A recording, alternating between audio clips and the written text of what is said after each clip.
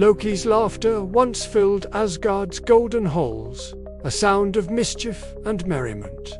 Now, that same voice would summon the end of everything the gods held dear. This is the story of how the trickster unleashed Ragnarok, the day the sky split open, and the gods met their fiery doom. The story truly begins, not with fire, but with ice-cold grief. After the tragic death of the shining god, Balder, Odin's sorrow hardened into an unyielding thirst for vengeance. The gods, united in their rage, hunted Loki across the vast expanse of the 9 realms. They pursued him through shadowed forests, over treacherous mountains, and into the heart of raging storms. Finally, their chase led them to a remote cave where Loki had taken the form of a salmon, hiding in a stream. But his disguise fooled no one. Thor, his grip like lightning, snatched him from the water in mid-leap, his hand burning with divine fury. They dragged the captured trickster before the All-Father Odin, whose judgment was swift and terrible. Unlike any punishment seen before, the gods bound Loki not with iron or rope, but with the entrails of his own murdered son, Nafi. Above his head, they placed a colossal serpent, its fangs dripping venom onto his face, drop by agonizing drop.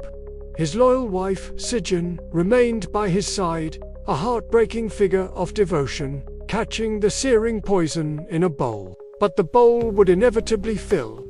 Each time she turned away to empty it, a single drop would strike Loki's skin.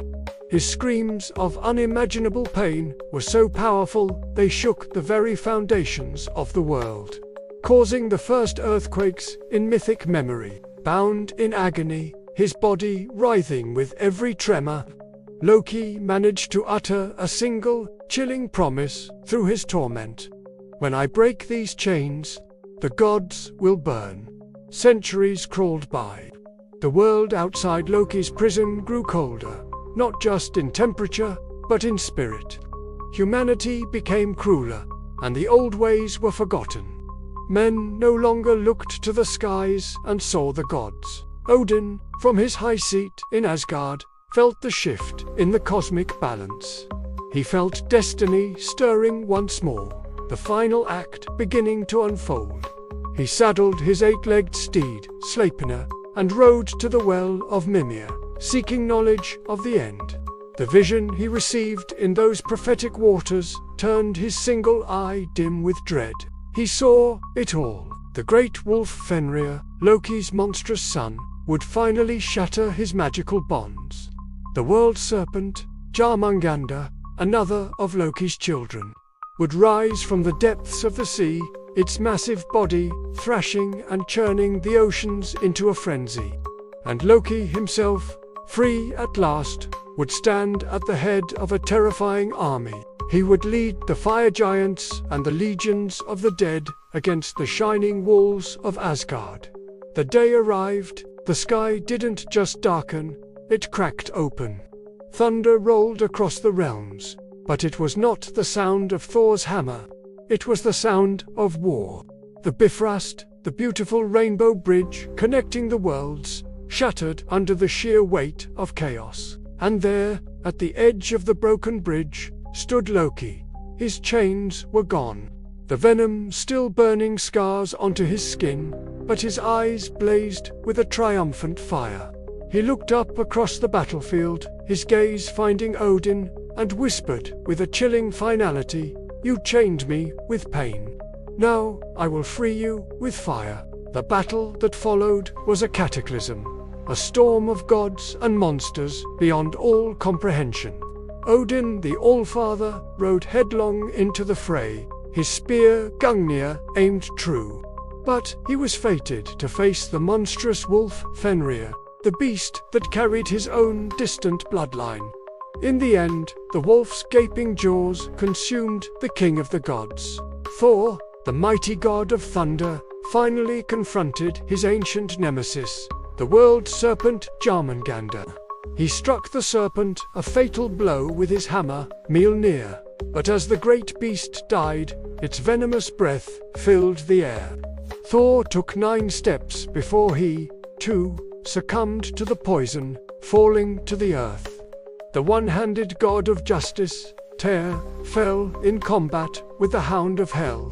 The god of the harvest, Freya, unarmed and valiant, was cut down by the fiery sword of the giant Surtur. And Loki, he faced Heimdall, the ever-vigilant guardian of the gods, the one who had sounded the horn to signal the final battle. The trickster and the watchman, eternal opposites, rushed toward each other. They struck at the same instant, each delivering a mortal wound to the other. They fell together, their long animosity finally settled in death. As the flames of Surtur's sword devoured Asgard itself, Odin's final dreadful vision came true. The world sank beneath the boiling sea, and a profound silence swallowed the sky. But in Norse mythology, every ending is also a beginning. This was not the final word. From the ashes of the old world, from the waters that had cleansed the slate, green shoots of new life began to rise. A new, gentler sun warmed the sky. A new age dawned, and a new generation of gods emerged, sons of Odin and Thor among them, to build a better world. Because even in the most absolute destruction, there is the seed of creation. And perhaps that, in the most twisted of ways, was Loki's final, unintentional gift to the world. Ragnarok wasn't simply the death of mythology. It was its rebirth. It teaches us that every ending, no matter how catastrophic, is just another beginning in disguise. If you've traveled this far with us through the Norse betrayals saga, thank you for watching. Be sure to like this video and comment which myth you want to see us explore next. Don't forget to subscribe to Pantheon, where the legends never die, they just start over.